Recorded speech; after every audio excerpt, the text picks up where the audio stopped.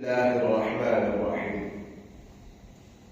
الحمد لله رب العالمين، والصلاة والسلام على سيد المرسلين وعلى آله وأصحابه أجمعين. أما بعد، فأعوذ بالله من الشيطان الرجيم. بسم الله الرحمن الرحيم. وَلَقَدْ وَصَّلْنَا لَهُمُ الْقَوْلَ لَعَلَّهُمْ يَتَذَكَّرُونَ الَّذِينَ آتَيْنَاهُمُ الْكِتَابَ مِنْ قَبْلِهِ هُمْ بِهِ يُؤْمِنُونَ وَإِذَا يُتْلَى عَلَيْهِمْ قَالُوا آمَنَّا بِهِ إِنَّهُ الْحَقُّ مِنْ رَبِّنَا إِنَّا كُنَّا مِنْ قَبْلِهِ مُسْلِمِينَ. صدق اللہ مولانا العظیم. وَلَقَدْ وَصَّلْنَا لَهُمُ الْقَوْلَ، یقیناً ہم پے در پہ مسلسل لہم لوگوں کے لیے القول حق بات کو پہنچاتے رہے، بھیجتے رہے، لعلہم یتذکرون تاکہ لوگ نصیحت حاصل کریں، سمجھ جائے. کل کے درس میں نے عرض کیا تھا اس آیت کے دو پہلو ہیں. ایک تو فرمایا ہم نے آدم علیہ السلام سے لے کے رسول اللہ صلی اللہ علیہ وسلم تک مسلسل انبیاء بھیجے، آسمانی کتابیں بھیجی، انسانوں کو سمجھانے کے لیے، سمجھنے کے لیے. اور قرآن کریم میں بھی، پہلی آسمانی کتابوں میں بھی، بطور خاص قرآن کریم میں ہر بھلائی کی بات کو، ہر ہدایت کو بار بار دہرایا، بار بار بیان کیا. اور ہمیں نمازوں میں حکم دیا کہ اس قرآن کے کچھ حصوں کو ہر نماز میں پڑھو، بلکہ سورہ فاتحہ کو ہر رکعت میں پڑھو، بار بار پڑھو. چونکہ بار بار پڑھنے سے ایک بات کو بار بار دہرانے سے وہ بات دل میں اتر جاتی، جگہ پکڑ لیتی. مجھے بیانوں میں اللہ کی طرف سے بنائے ہوئے مزاج ہے، میرا ایک مزاج ہے کہ میرا ایک ہی موضوع پر بار بار بیان کرنے کو جی نہیں چاہتا. طبیعت چاہتی ہے نیا سے نیا موضوع ہو، لیکن جب توجہ اس طرف جاتی ہے، اور ہو سکتا ہے سننے میں بھی سامعین کا مزاج بھی ایسا ہو کہ ہمیں نئی سے نئی بات ہو، ایک ہی موضوع بار بار نہ ہو، لیکن قرآن کا انداز یہ ہے کہ قرآن کریم ایک بات کو بار بار کہے. اس لیے قرآن فرماتا ہے وَلَقَدْ صَرَّفْنَا، کہیں کہتا ہے نصرف الآیات،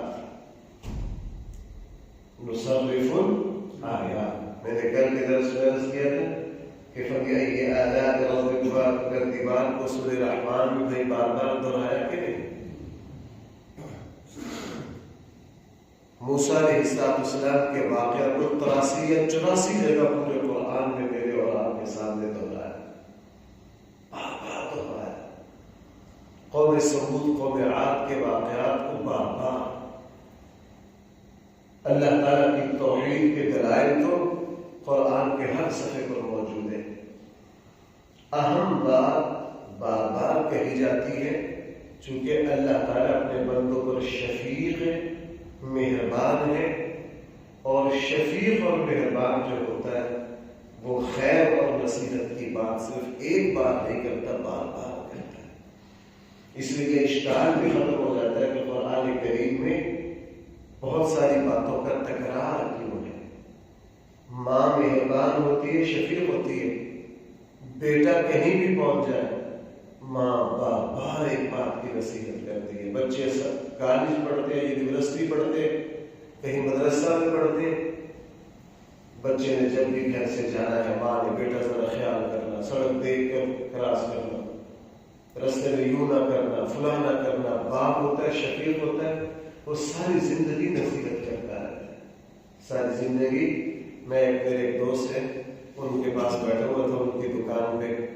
ان کی اپنی عمر بھی تقریباً 50-52 سال ہے. ان کو دکان چلاتے ہوئے کم سے کم 25 سال ہو گئے. والد اس کے اصل وہ کاروبار شروع کیا تھا ان کے والد نے, اور والد نے تقریباً 60 سال وہ کاروبار چلایا. اب بہت زیادہ بوڑھے ہو گئے. تو میں ان کے پاس بیٹھا ہوا تھا. ان کے ابا جی کو گاڑی پر لے آتے تھے تھوڑی دیر دکان پر. اب وہ تقریباً 80 سال کی عمر, ان کو بٹھایا. میرے ہوتے ہوئے انہوں نے بیٹے کو کئی جگہ ٹوکا. حالانکہ بیٹا بھی بھائی وہ کاروبار کتنے عرصے سے چلا رہا ہے, 25 سال سے. اور پترا میں نہیں آنے کری گئے فلاں یوں نہیں فلاں. تو جب وہ چلے گئے تو میں اور ان کے بیٹے آپس میں, میں نے کہا یار دیکھو, ان کا بیٹا بھی کہنے کر کے دیکھو مجھے 25 سال ہو گئے چلاتے ہوئے. اب میرے والد نے کاروبار پرانے انداز میں چلایا ہے, ہم پڑھے لکھے ہیں, لیکن اس کے باوجود بھی چونکہ والد شفیق ہے, اپنی اولاد کے لیے کیا ہے, مہربان ہے. کہنے لگے جی مجھے پہلے دن جس طرح سمجھاتے تھے نا اب بھی اسی طرح سمجھاتے ہیں, چونکہ اللہ نے ماں باپ کو بنایا ہی ایسا ہے. اللہ نے ماں باپ کو بنایا. بیٹا کہیں بھی پہنچ جائے باپ, اسی لیے مخلوق میں انبیاء کے بعد انسان کے سب سے بڑے خیال خواہ جو ہے وہ ماں باپ ہے. مخلوق میں سب سے بڑے خیال خواہ انبیاء ہوتے ہیں, اور اس کے بعد بھائی کون ہوتے ہیں, ماں والدین ہوتے ہیں. بہرحال فرمایا ہم بار بار پہ در پہ حق بات ان تک پہنچا رہے ہیں. الذین آتیناہم الکتاب من قبلہ, اس اسلام پر, قرآن کریم پر, الذین آتیناہم الکتاب, وہ لوگ جن کو ہم نے پہلے سے کتاب عطا کی, ہم بھی یؤمنون, وہ بھی اس پر ایمان لائیں گے. قرآن کریم نے دوسرے میں اس کی وضاحت فرما دی کہ ان میں سے اکثر لوگ نہیں ایمان نہیں لائیں گے, کچھ لائیں گے. یہود و نصارہ میں سے اکثر لوگ اسلام کو تسلیم نہیں کریں گے. ایک جگہ یہ فرمایا یہودیوں میں سے اور عیسائیوں میں سے, یہودی جو ہے یہ تمہارے ہمیشہ دشمن رہیں گے, ہاں عیسائی جو ہے ان کو تم اپنے لیے کچھ نرم پاؤ گے. مثلا قرآن کریم میں فرمایا لَتَجِدَنَّ أَشَدَّ النَّاسِ عَدَاوَةً لِلَّذِينَ آمَنُوا الْيَهُودَ وَالَّذِينَ أَشْرَكُوا, اور آگے فرمایا لَتَجِدَنَّ أَقْرَبَهُمْ مَوَدَّةً لِلَّذِينَ, اپنے آپ کے لیے کن لوگوں کو نرم پاؤ گے, نصارا, عیسائی. میں کس کو پاؤ گے, اس لیے یورپ میں آپ دیکھ لیجئے کم آپ کو نظر آئے گا کہ کوئی یہودیوں نے کبھی مسلمانوں کے لیے اپنی عبادت گاہ کھولی. ہاں عیسائیوں میں بہت زیادہ. یہاں کچھ نوجوان جو پڑھنے آتے ہیں, وہ آسٹریلیا چلا گیا, وہ بتا اس کے لیے جی رمضان آیا 2-3 سال پہلے کی بات لگے سنانے کہ رمضان آیا تو اب جہاں ہم رہتے ہیں وہاں ہم 200-250 مسلمان تھے, ہمارے پاس کوئی جگہ نہیں تھی. کہنے لگے وہاں کی جو سب سے بڑا چرچ ہے 6-7 ایکڑ میں, بہت اعلیٰ عمارت ہے. کہنے لگا ہم جو اس کے بڑے لوگ کے پاس گئے, ان سے کہا کہ ہمارا عبادت کا مہینہ ہے, ہم اس طرح, اس نے بہت ساری بات سنی. کہنے لگا اس نے ساری چابیاں ہمیں دے دی, اور ہم نے سب کی صفائی کر کے تراویح, سحری, افطاری. کہنے لگے وہ دوسرے رمضان کو چیک کرنے آئے کہ ہم کیا کرتے ہیں وہاں. ہم نے 2 دن حافظ تھے, ہم نے تراویح پڑھی, نماز پڑھی. وہ اتنا خوش ہوا, اس نے کہنے لگا پھر ہمارے لیے پورے رمضان سحری کا انتظام کیا, افطاری کا انتظام کیا, اور اتنا خوش ہوا. کہنے لگا 3 سال سے چابیاں ہمارے پاس ہیں, 3 سال سے. وہ کہنے لگے جی ہمارے تو چرچ بند پڑے ہیں, کوئی اتوار کو آ جاتے ہیں, تم تو اپنے اللہ کو ہر وقت یاد کرتے. اور رسول اللہ صلی اللہ علیہ وسلم کی زندگی میں بھی ایسے ہی ہوا. یہودی سرداروں نے اللہ کے نبی کو قبول نہیں کیا, نجاشی عیسائی تھے, بھائی فوراً اللہ کے نبی کی بات کو قبول کیا کہ نہیں, قبول کیا. تو قرآن کریم نے ارشاد فرمایا الذین آتیناہم الکتاب, وہ لوگ جن کو ہم نے کتاب دی من قبلہ، اسلام اور قرآن سے پہلے، ہم بھی یؤمنون، اور وہ بھی اس پر کیا لائیں گے.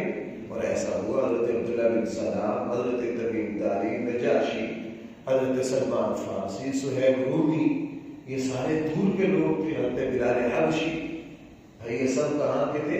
یہ دور کے دوسرے مذہبوں سے تعلق رکھنے والے لوگ. وَإِذَا يُتْلَى عَلَيْهِ، ان لوگوں کے سامنے جب قرآن پڑھا جائے گا، قَالُوا آمَنَّا بِهِ، یہ فوراً کہیں کہ ہم اس پر ایمان لائے. إِنَّهُ الْحَقُّ مِن رَّبِّنَا، بے شک وہ حق ہے کس کی طرف سے؟ آپ ذرا اس بات کو تازہ کر لیجیے. نجاشی کے دربار میں جب صحابہ کرام، حضرت جعفر طیار، حضرت عثمان غنی، ان لوگوں نے اسلام کی دعوت دی، نجاشی نے ساری بات سنی، اور ساری بات سننے کے بعد ان کو کہا کہ تم اطمینان سے یہاں رہو، تمہیں کوئی خطرہ نہیں. اور اگلے دن مکہ کے وفد نے اور وہاں کے لوگوں نے ایک چال چلی کہ جی حضرت عیسیٰ، حضرت مریم کے بارے میں کوئی اچھا تصور، نظریہ نہیں رکھتے. اگلے دن دربار کا ماحول بدل گیا، چونکہ بڑے تقریب کارانہ انداز سے ماحول کو گندلا کیا گیا. اگلے دن نجاشی نے دوبارہ سب کو بلایا اور بھرے دربار میں حضرت جعفر طیار رضی اللہ عنہ سے پوچھا، تمہارا حضرت عیسیٰ، حضرت مریم کے بارے میں، آپ یوں بھی کہہ سکتے ہیں ہمارے بارے میں، چونکہ وہ عیسائی تھے، ہمارے دین، ہمارے نبی کے بارے میں کیا عقیدہ ہے؟ حضرت جعفر طیار نے بے خطر سورہ مریم کی تلاوت شروع کی. اس میں وہ حصہ بھی پڑھا جہاں حضرت عیسیٰ کہہ رہے ہیں انی عبد اللہ. جب یہ آیت پڑھی، اہل علم نے لکھا ہے کہ دربار میں عیسائیوں نے تلواریں نکالی، چونکہ اس میں کیا تھا؟ قال انی عبد اللہ، میں تو اللہ کا بندہ ہوں، میں کوئی اللہ کا بیٹا نہیں ہوں، میں کوئی اللہ کے خدائی میں شریک نہیں ہوں. جب یہ بات پوری ہو گئی تو نجاشی نے سب کو لگا، اس نے کہا آرام سے بیٹھ جاؤ، سارے اپنی تلواریں میدان میں کرو.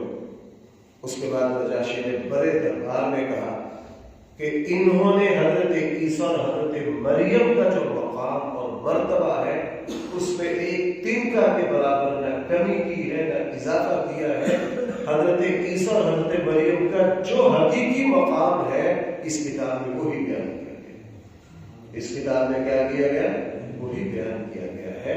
تو فوراً نجاشی نے پھر جو باتیں کہیں یہ قرآن کی وہی تصدیق تھی. ہم ان سب باتوں کو مانتے، ہم مسلح کو مانتے، ہم مسلح کو مانتے ہیں.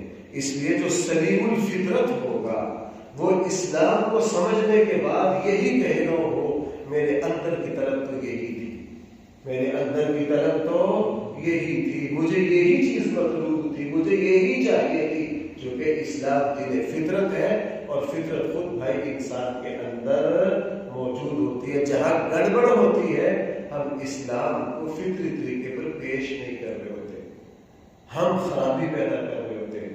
جیسے بیج اور زمین اور فضا اور سورج اور پانی، یہ چیزیں جہاں اکٹھی ہوگی فصل اگے ہی اگے.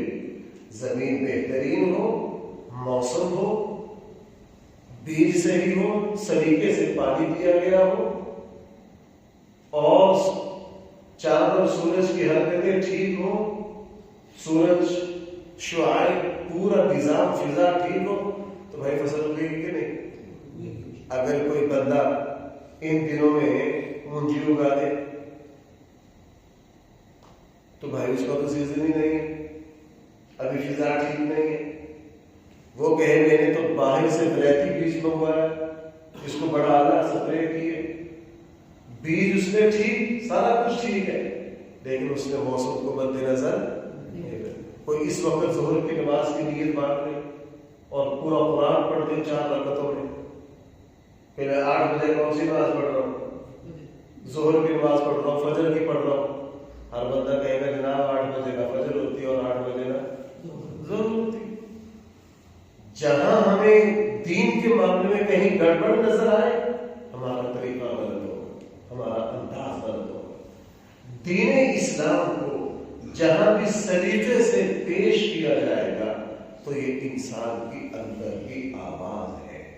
اس لیے ان لوگوں نے جب قرآن کو سنا قالوا آمنا به، فوراً کہا ہم اس پر ایمان لے آئے. انہ الحق من ربنا، یہ قرآن کریم ہمارے رب کی طرف سے کیا ہے؟ حق ہے.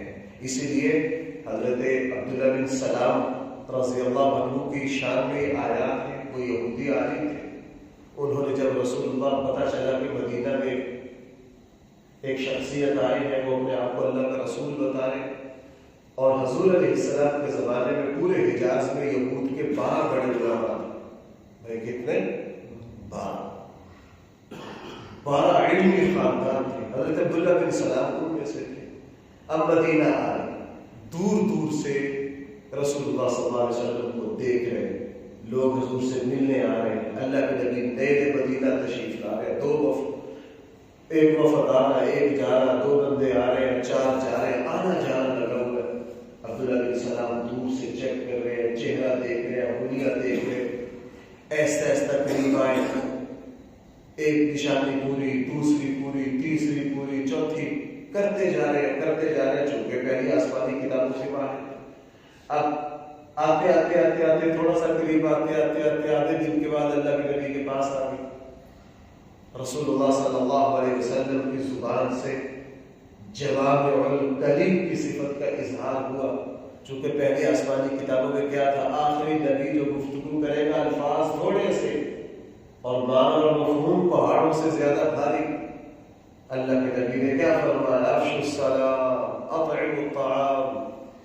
وہ جو مشہور آدھی لین کی حدیث ہے اور ساری آسمانی تعلیمات کا خلاصہ جب وہ بیان کی تو بس پھر عبداللہ بن سلام رضی اللہ عنہ پھڑک اٹھے، اپنے جذبات پر قابو نہ پا سکے اور پھر اللہ کے نبی کے سامنے اپنے اسلام کا اظہار کر بتایا. میں تو صبح سے مطالعہ کر رہا ہوں، ہم نے ایک نشانی یہ پڑھی ہے، وہ ابھی یہ ہوا ہے، ہم نے یہ پڑھی ہے کرتے کراتے پھر یہ بھی بتایا کہ آخری نبی ایسے مختصر بات کریں گے، آپ نے ابھی یہ باتیں فرمائی ہیں. اور پھر یہ بھی عرض کیا کہ ہم نے یہ بھی پڑھا ہے کہ آخری نبی کے جسم اطہر پر مہر نبوت ہوگی. اب وہ رہ گئی ہے باقی. رسول اللہ صلی اللہ علیہ وسلم نے اپنی قبر سے چادر اٹھائی، کہا میں وہ بھی دیکھ لو، وہ بھی کیا کر لو، وہ بھی دیکھ لو. تو فوراً یہی بات قرآن کہہ رہا ہے انہ الحق من ربنا. جب ہمارے رب کی طرف سے حق ان کے سامنے آئے، فوراً انا کنا من قبلہ مسلمین، کہ ہم تو پہلے ہی سے اللہ کے کیا تھے؟ فرمانبردار تھے. ہم اولئک یؤتون اجرهم مرتين، ان لوگوں کو ڈبل اجر دیا جائے گا. بھائی ان لوگوں کو کیا دیا جائے گا؟ رسول اللہ صلی اللہ علیہ وسلم نے فرمایا 3 شخصوں کو ڈبل اجر ملے گا، اور چوتھے کا قرآن میں تذکرہ ہے. میں چاروں کا تذکرہ کر رہا ہوں، پہلے یہ لے لیجیے. رسول اللہ صلی اللہ علیہ وسلم نے فرمایا 3 شخصوں کے ہر عمل کا اجر بھائی کیا ہے؟ ڈبل ہے. نمبر 1 وہ شخص جو رسول اللہ صلی اللہ علیہ وسلم سے پہلے کسی نبی پر ایمان لایا، پھر حضور علیہ السلام پر بھی ایمان لایا، جیسے حضرت عبداللہ بن سلام وغیرہ. ان کے ہر نیکی کا اجر بھائی کیا ہے؟ چونکہ جو پہلے کسی روایت پر چل رہا ہو اس کے لیے اپنا عقیدہ اور نظریہ چھوڑ کر دوسرے دین کی طرف جانا، یہ اس کا بہت بڑا کارنامہ ہے. اللہ تعالیٰ کی طرف سے میں اس کو اجر کس طرح دیا جائے گا؟ ڈبل. اور فرمایا دوسرا وہ شخص جس پر غلامی کی مصیبت آ گئی ہو، وہ غلام ہو، وہ غلامی میں رہتے ہوئے اپنے آقا کا بھی حق ادا کرے، اللہ کا بھی حق ادا کرے، اس کو بھی ہر نیکی کا اجر کتنا ملے گا؟ اور فرمایا تیسرا وہ شخص جس کے پاس کوئی باندی ہو. اب غلام اور باندی تو ختم ہو گئی، بس ایک ہی شیخ باقی. جس شخص کے پاس باندی ہو وہ باندی کو تعلیم دے، تربیت دے، اس کو علم سکھائے اور پھر اس کو سکھا کر اس کو آزادی دے. آزاد کرنے کے بعد اس سے نکاح کر کے اس کو معاشرے کی باعزت عورت بنا دے. فرمایا کہ اللہ تعالیٰ اس شخص کو بھی کتنا اجر دیں گے؟ ڈبل اجر دیں گے. یہ 3. چوتھے کا تذکرہ قرآن نے فرمایا، وہ کیا ہے؟ یا نساء النبی من یأت منکن بفاحشۃ مبینۃ یضاعف لها العذاب ضعفین وکان ذلک علی اللہ یسیرا. سورہ احزاب میں رسول اللہ صلی اللہ علیہ وسلم کی بیویوں کا تذکرہ کرتے ہوئے بات لمبی ہے. فرمایا کہ اللہ تعالیٰ تمہیں دوہرا اجر دے گا. اگر کہیں گناہ ہو گیا تو تمہارا گناہ بھی ڈبل ہے. ازواج مطہرات میں سے اللہ نہ کرے اگر کبھی کسی سے کوئی گناہ ہو جاتا تو بھائی ان کو گناہ بھی کتنا تھا، چونکہ ان کے گھر میں قرآن اتر رہا ہے، نبی ان کے گھر میں. اور فرمایا کہ تمہیں اجر بھی ڈبل ملے گا. ایک تم رسول اللہ صلی اللہ علیہ وسلم کی خدمت کر رہی ہو شوہر ہونے کے ناطے، اور دوسرا خدمت کر رہی ہو اللہ کے رسول ہونے کے ناطے، تو تمہارا اجر کتنا ہے؟ تمہارا اجر ڈبل ہے. تمہارا اجر ڈبل ہے. اس سے یہ پتہ چلا کہ جہاں نسبتیں بڑھ جاتی ہیں وہاں اللہ تعالیٰ اجر کو بڑھا دیتے ہیں. صرف یہی لوگ نہیں ہیں، اس کے علاوہ بہت سارے موقعوں پر اجر بڑھ جاتا ہے. بہت سارے موقعوں پر اجر نہیں کیا بڑھ جاتا ہے. اس لیے بندے کو چاہیے نسبتوں کو بڑھائے. مثلا ایک مسلمان جو ہے اس کو اپنی زکوٰۃ دینی ہے، وہ زکوٰۃ بھی دے رہا ہے، رشتے داروں میں کوئی کمزور ہے ان کو بھی دے رہا ہے، تو علماء نے فرمایا اس کو زکوٰۃ دینے کا بھی اجر ملے گا اور اس کو صلہ رحمی کا بھی اجر ملے گا. آپ اتنی دور تشریف لاتے ہیں فجر میں، آپ نے نماز کی نیت بھی کی، درس قرآن کی بھی نیت کی، بھائی کتنی نیکیاں ہوگی. اللہ تعالیٰ اس کا بھی اجر دیں گے، اللہ تعالیٰ اس کا بھی اجر دیں گے. اس لیے فرمایا یہاں بطور خاص اولئک یؤتون، یہ وہ لوگ ہیں جن کو ان کا بدلہ ڈبل دیا جائے گا، بما صبروا، اس وجہ سے کہ انہوں نے صبر سے کام دیا، استقامت دکھائی. وَيَدْرَؤُونَ بِالْحَسَنَةِ السَّيِّئَةِ، اور انہوں نے اچھائیوں کے ذریعے برائی کو مٹایا. بھائی یہ قرآن کا بہت زبردست اصول ہے. انہوں نے کس کے ذریعے؟ پہلے یہودیت پر تھے وہ بات، عیسائیت پر تھے وہ بھی باطل، شرک پر تھے بھائی وہ بھی کیا ہے؟ باطل. جب اسلام میں آئے، اسلام اچھائی ہے، تو اس اچھائی کے ذریعے انہوں نے پچھلی زندگی کی ساری برائیوں کو کیا کر دیا. حضرت عمرو بن عاص رضی اللہ عنہ جب رسول اللہ صلی اللہ علیہ وسلم کی خدمت میں اسلام قبول کرنے کے لیے آئے، وہ بھی لمبا واقعہ ہے. تو جب ہاتھ پر ہاتھ رکھ کر بیعت ہونے لگے تو فوراً اپنا ہاتھ حضور کے ہاتھ سے اٹھا لیا، رک گئے. رسول اللہ صلی اللہ علیہ وسلم نے پوچھا عمرو بن عاص سے، بھائی اب کیا مسئلہ ہوا؟ کہنے لگے اللہ کے رسول پچھلی زندگی تو ساری آپ کے خلاف جنگیں لڑی، اسلام کو روکا ہے. بھائی نجاشی کے دربار میں صحابہ کرام کی گرفتاری کے لیے مکہ والوں کی طرف سے کون گیا تھا؟ یہی عمرو بن عاص تو گئے تھے جو فاتح مصر ہے. جنگوں میں حضور کے خلاف جنگیں لڑی. اب اللہ نے جا کے اسلام کی نعمت دی. اللہ کے رسول ہم نے تو شرک بڑا کیا، ہم نے تو زمانہ جاہلیت میں گناہ بڑے کیے، ہم نے تو آپ کا مقابلہ کیا، آپ کے بہت سے صحابہ ہمارے ہاتھوں شہید ہوئے. اے اللہ پچھلے گناہوں کا کیا بنے گا اے اللہ کے رسول؟ تو رسول اللہ صلی اللہ علیہ وسلم مسکرا کے فرمایا عمر تجھے نہیں پتا الاسلام یہدم ما کان قبل، اسلام پچھلے سارے گناہوں کو معاف کر دیتا ہے. اسلام پچھلے سارے گناہوں کو کیا کر دیتا ہے. اب جب عمرو بن عاص نے اسلام قبول کیا تو وہ یدرؤون بالحسنۃ السیئۃ ہے کہ اچھائی کے ذریعے بھائی کس کو مٹا دیا. اور قرآن نے دوسرے ایک اور اصول بیان کیا، ان الحسنات یذہبن السیئات، اچھائیاں جو ہے وہ برائیوں کو کیا کر دیتی ہیں. اسی لیے نماز سے بھائی سجدہ گناہ مٹتے ہیں کہ نہیں؟ وضو سے مٹتے ہیں، عمرہ سے مٹتے ہیں، حج سے مٹتے ہیں، قرآن کی تلاوت سے مٹتے ہیں، صلہ رحمی سے مٹتے ہیں. بڑی تفصیل ہے، مجھے یاد پڑتا میں نے پیچھے کئی 2 بیان کیے، جمعے کی میری 2 تقریریں کہ کس عمل سے کون کون سے گناہ مٹتے ہیں، کس عمل سے کون کون سے. رسول اللہ صلی اللہ علیہ وسلم نے روزے سے فرمایا من صام رمضان ایمانا واحتسابا غفر له ما تقدم من ذنبه، رسول اللہ صلی اللہ علیہ وسلم نے فرمایا. اور اسی لیے بھائی صحابہ کرام کہ اللہ کے نبی نے تربیت کی. ایک صحابی حضور کے پاس آئے نماز سے پہلے, اللہ کے رسول مجھ سے فلاں گناہ ہو گیا. اللہ کے نبی نے کوئی جواب نہیں دیا. نماز کھڑے ہو گئے 2 منٹ کے آگے کیا سوال کیا, اللہ کے رسول مجھ سے کیا ہو گیا, فلاں گناہ. اللہ کے نبی نے اس کا جواب نہیں دیا. نماز ہوگی. نماز کے بعد فرمایا وہ صاحب کون ہے جو ابھی پوچھ رہے تھے, وہ کھڑے ہو گئے. فرمایا تم نے میرے ساتھ نماز پڑھی ہے؟ جی. اس نماز سے اللہ نے تمہارے گناہ کو معاف کر دیا.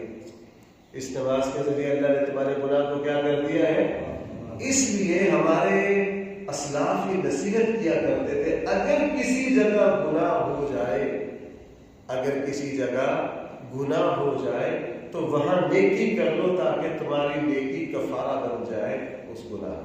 میں نے اپنی زندگی میں ایک چودھری کو دیکھا, اس کا اتفاق کی بات ہے, مجھے ان کے ڈیرے پر پہلے جانے کا اتفاق ہوا, پھر 7-8 سال کے بعد وہاں مسجد کی بنیاد رکھنے کا اتفاق ہوا. تینوں میں اللہ نے اس کی کایا پلٹی. اب جب میں پہلی مرتبہ وہاں گیا تو مجھے پتا چلا کہ یہ اس علاقے کی تمام برائیوں کا مرکز ہے. اس علاقے کی کوئی گھٹیا سے گھٹیا گناہ ایسا نہیں ہے جو یہاں نہیں ہوتا, اور وہاں انداز بھی ایسا ہے. میں ان کے ایک عزیز مجھے لے کے گئے تھے, کسی کام سے گئے تھے, ہم نے نماز پڑھنے کریں گے, میرے چچا میرا ڈیرا ہے, ہم نے نماز پڑھی تو باقی وہاں نحوست. اللہ تعالیٰ نے 7-8 سال میں دوبارہ زندگی پڑھ لی, نیکی کی طرف آ گئے. اب اس نے یہ کہا جناب میرا یہ ڈیرا 40 سال سے گناہ کا مرکز ہے, اب اس کا کفارہ کیا کیا جائے. اس کو میں نے رائے دی, دوسرے دوستوں نے بھی رائے دی. اس نے پھر اپنے ڈیرے کو گرایا اور وہاں مسجد تعمیر کی. وہاں کیا تعمیر کی, آج بھی مسجد میں جاتا ہوں. تو بھائی اب یہ مسجد بنانا پچھلے گناہوں کا کفارہ ہوگا کہ نہیں؟ ہاں کفارہ ہوگا. وہ ایک الگ بات ہے کہ ہاں حقوق العباد کا کفارہ نہیں بنے گا, وہ معافی مانگنی پڑے گی. ہمیشہ یاد رکھیے عملوں سے اللہ کا حق صغیرہ گناہ معاف ہوتے. یہ نہیں کہ 40 سال سروس کیے اور دنیا جہان کی رشوت اور ظلم کیا ہے, ریٹائر ہونے کے بعد پہلے صف میں بیٹھ گئے کہ جی اچھائی جو ہے وہ برائی کو مٹا دیتی ہے. یہ اس دائرے میں نہیں ہے. بندوں کے حق معاف نہیں ہونے, ظلم معاف نہیں ہونا. اللہ تعالیٰ اپنا حق معاف کریں گے, صغیرہ گناہ معاف کریں گے. حقوق العباد کا ایک ہی طریقہ ہے, وہ جن کا حق دبایا ہے بھائی ان سے کیا کریے, واپس کر کے معافی مانگنی ہے. جس طرح چاہو ان سے معافی تلافی ہوگی تو اللہ تعالیٰ کی طرف سے معافی ملے گی.